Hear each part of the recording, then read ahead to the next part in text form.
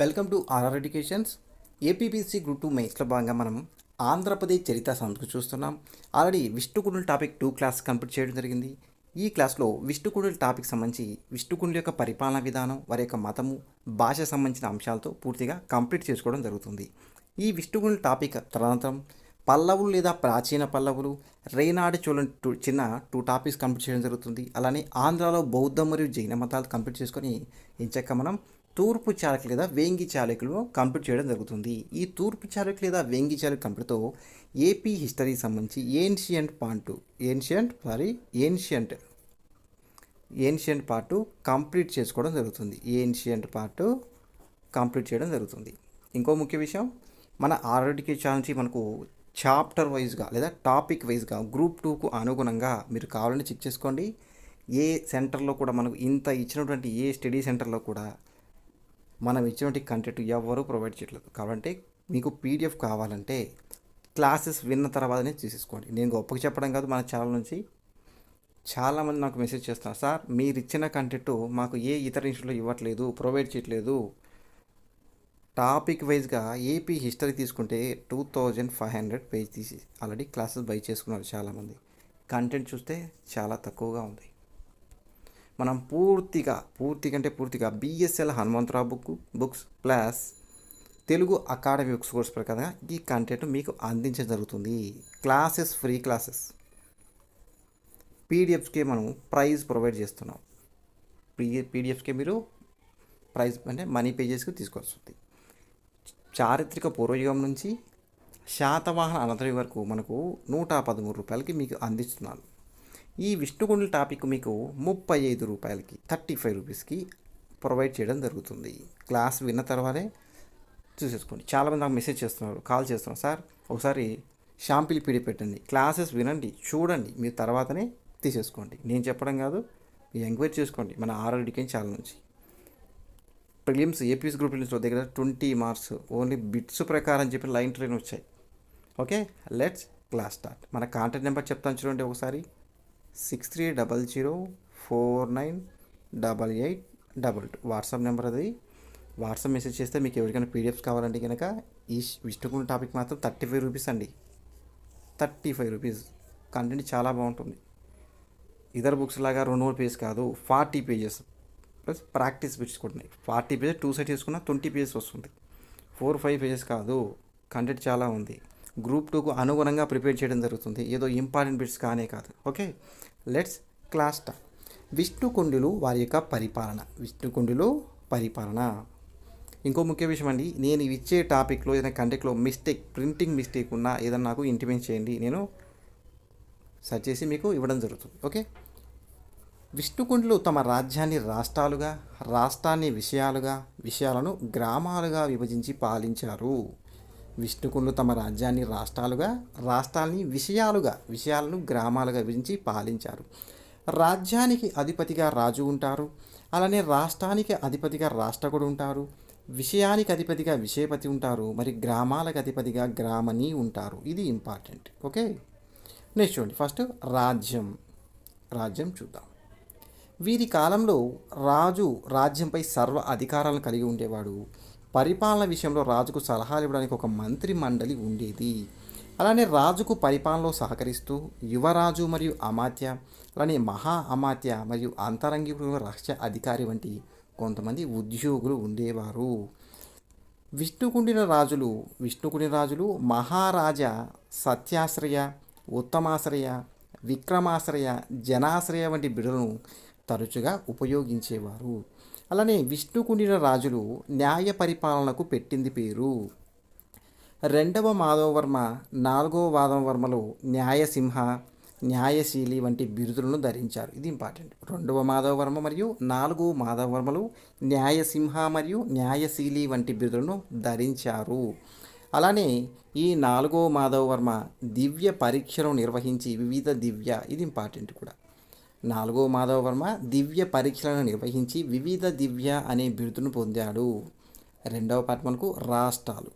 విష్ణుకుండినుల కాలం నాటి రాష్ట్రాలపై అధిపతిని రాష్ట్రకుడు అంటారు. విష్ణుకుండినుల కాలం రాష్ట్రాధిపతిని రాష్ట్రకుడు అంటారు. నెక్స్ట్ విషయాలు. విష్ణుకుండిల కాలం నాటి విషయాలపై అధిపతులుగా విషయపతులు ఉండేవారు. నెక్స్ట్ గ్రామాలు. వీరి కానటి గ్రామ పాలకుని ఏమంటారు చెప్పాం కదా, గ్రామని ఉండేవారు, గ్రామని అంటారు. నెక్స్ట్ చూద్దాం, చూడండి. విష్ణుకుండినులు వారి యొక్క ఆర్థిక వ్యవస్థ. ముందుగా వ్యవసాయం. విష్ణుకుండినుల కాలంలో రాజ్యంలోని సాగు భూమి మొత్తం రాజు సర్వ అధికారాలను కలిగి ఉండేవాడు కాదు అంటున్నాను. విష్ణుకుండినుల కాలంలో రాజ్యంలోని సాగు భూమి మొత్తంపై రాజు సర్వాధికారాలను కలిగి ఉండేవాడు కాదు. ఇంపార్టెంట్ ఇక్కడ.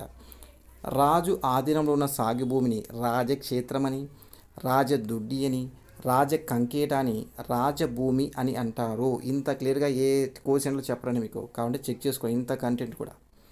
రాజ్యంలోని మిగిలిన సాగు భూమి వ్యక్తుల ఆధీనంలోని కానీ గ్రామాల ఆధీనంలో కానీ ఉండేది.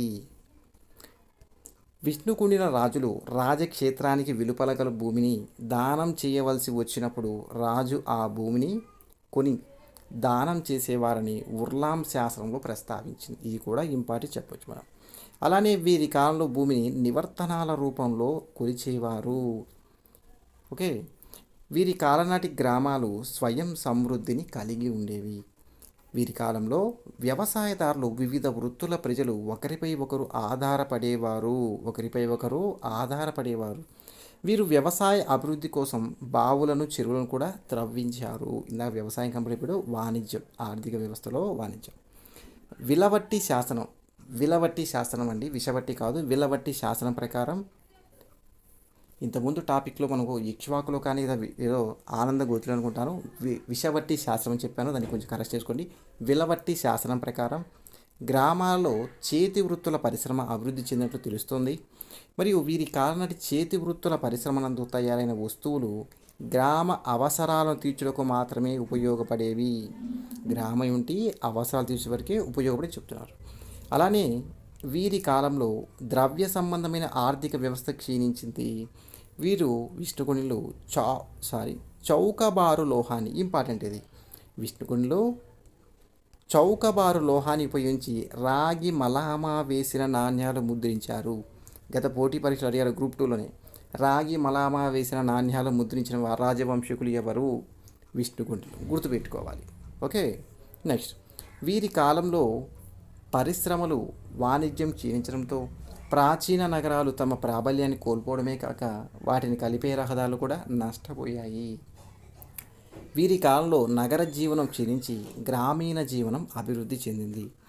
పాహియాన్ తన రచనలో గవ్వలు ద్రవ్యంగా చలామణి అయినట్లు పేర్కొన్నారు. ఇది ఇంపార్టెంట్ చెప్పవచ్చు. విష్ణుకుండినులు వారి యొక్క మతం. వీరి కాలంలో వేద ధర్మాలను అనుసరిస్తూ అనేక వైదిక కర్మలు నిర్వహించబడ్డాయి. వీరి కాలంలో బౌద్ధ మతం తన ప్రాబల్యాన్ని పోగొట్టుకుంది. మరియు మొదటి గోవిందవర్మ మరియు మొదటి విక్రమేంద్రవర్మలు బౌద్ధ మతాన్ని పాటిస్తూ అనేక చైత్యాలను, స్తూపాలు నిర్మించారు. ఓకే. నెక్స్ట్, విష్ణుకుండినులు వారి యొక్క భాష. విష్ణుకుండినులు భాష. వీరి కాలంలో వీరి యొక్క అధికార భాషగా సంస్కృతం ఉపయోగించబడింది. ఇంపార్టెంట్ ఇక్కడ. విష్ణుకుండినులు సంస్కృత భాషను ఉపయోగించడం జరిగింది. వారి యొక్క అధికార భాష కూడా సంస్కృతమే, గుర్తుపెట్టుకోవాలి. విష్ణుకుండినులు వారి యొక్క వాస్తుశిల్పం, ఇది ఇంపార్టెంట్. క్రీస్తుపురం 2వ శతాబ్దంలో తొలిసారిగా గుహాలయాల నిర్మాణం ప్రారంభమైంది. గుంటుపల్లి వద్ద నిర్మించబడిన గుహాలయాలు జైన మరియు బౌద్ధ మతానికి చెందినవి.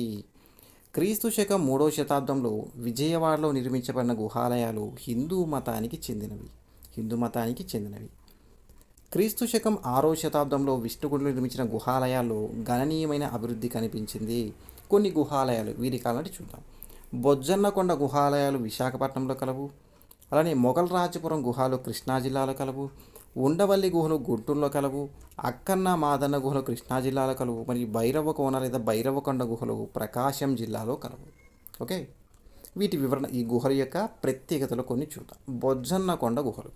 ఈ గుహలు క్రీస్తు శకం 4-5 శతాబ్దాలకు చెందినవి. ఈ గుహలు మహాయాన వజ్రాయాన బౌద్ధ మతానికి చెందినవి. గత పరీక్షలు అడిగారు. బొజ్జన్నకొండ గుహలు మహాయాన మరియు వజ్రాయాన బౌద్ధ మతానికి అత్యంత ప్రసిద్ధి చెందినవి. ఈ గుహలయందు గుప్తరాజుల యొక్క నాణ్యాలు బయలుపడ్డాయి. బొజ్జన్నకొండ గుహలయందు ఇక్కడ బుద్ధుని ప్రతిమలతో పాటు వజ్రాయాన మత చిహ్నాలు కూడా బయటపడ్డాయి. ఈ బొజ్జన్నకొండ సమీపంలో లింగాల మెట్ట కలదు. ఈ లింగాల మెట్ట కొండను భక్తులు ఉద్దేశిక స్తూపాలుగా మార్చారు. ఉద్దేశ స్తూపాలు తెలుసుగా, బుద్ధుని యొక్క స్తూపాలు ఉంటాయి కదా, అట్లాంటివి ఉద్దేశిక స్తూపాలు. లింగాల మెట్ట బౌద్ధ క్షేత్రాల ఆధారంగా చేసుకొని జావాలోని ఈ లింగాల మెట్ట బౌద్ధ క్షేత్రాల ఆధారంగా చేసుకొని జావాలో వంటి బోర్ బహదూర్ స్తూపం నిర్మించబడిందని కేఆర్ సుబ్రహ్మణ్యం పేర్కొన్నారు. మొఘల్ రాజపురం గుహలు.